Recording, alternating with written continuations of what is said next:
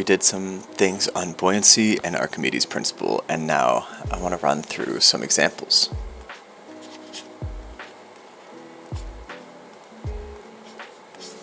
Okay, first example I'd like to do is going to be a sinking object.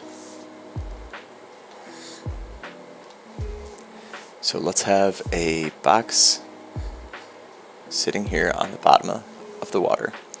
We're going to have this be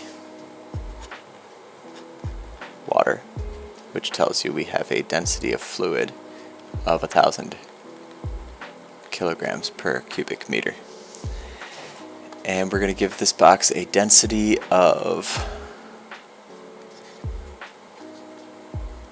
let's go 5,000 kilograms per cubic meter, which means this box could be made out of lead glass. Lead glass is about 5,000 kilograms per cubic meter. And I want to know the apparent weight of the box. Now, of course, I'm going to need a little bit more information, because if I have a small little cube of this versus a giant slab of it, I'm going to have different apparent weights. So I'm going to need a little bit more. Let's give this thing a volume of, let's go with 1/10 of a cubic meter. So I'm going to draw a free body diagram for this. It exists, so it's going to have an mg. It gets a buoyant force from the water, and it's sitting on the bottom surface, so it's going to get a normal force also. I'm going to call upward my positive direction, and there is my free body diagram. So now sum of forces. Sum of forces acting on this thing. I've got a normal force going up. I've got a buoyant force going up. I've got gravity going down. And together, that's got to equal mass times acceleration. My acceleration is going to be 0 because I'm just sitting on the ground. My normal force then must be equal to mg minus F buoyant. I don't have mass. What I do have, though, is the density of the box times the volume of the box. Because this thing together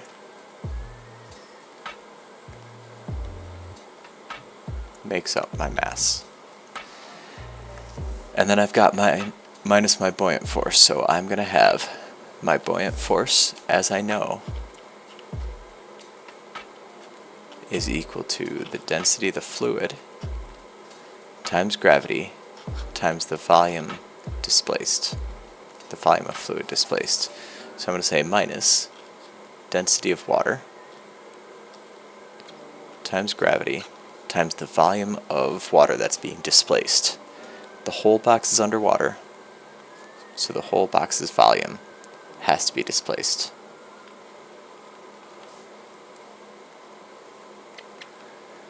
So I get a density of the box minus a density of the fluid times the volume of the box times gravity. Let me plug in 5,000 minus 1,000 times the volume times gravity, 10 meters per second squared. 0.1 times 10 is 1. 5,000 minus 1,000 is 4,000. I get 4,000 newtons for my normal force. If I had been doing this in a different fluid, if I had been doing this in salt water, where the density were a little higher, this normal force would be a little lower. So if the density of my fluid is a little higher, then that means I'm subtracting a little bit more. My normal force goes down just a little bit. So that's buoyancy in a case where something sinks. I also want to do one where something floats. Now we've done some with water already.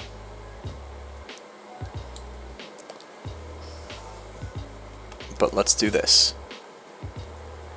I have regular fresh water, and so this has a density of 1,000 kilograms per cubic meter. I have a box made of something, and when I put this in the water, it floats with 40% of the box showing. I'm then going to take this and put it into the Dead Sea. The Dead Sea has a density of 1,240 kilograms per cubic meter. And I would like to know, when this box floats, what percent of the box shows. So first I'm going to take this left side and I'm going to figure that out. What I know is that the percentage submerged is equal to the density of the box divided by the density of the fluid. This thing is 40% showing, so 60% submerged.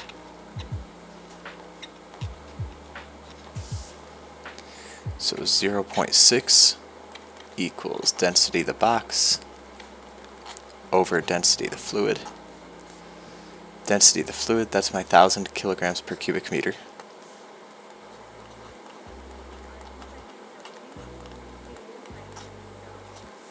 So the density of this box must be 600 kilograms per cubic meter.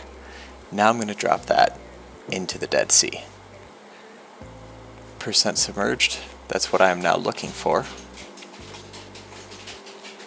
is going to be equal to 600 kilograms per cubic meter over 1,240 kilograms per cubic meter is about half, but I'll punch the number in. 600 over 1,240, I get 48%.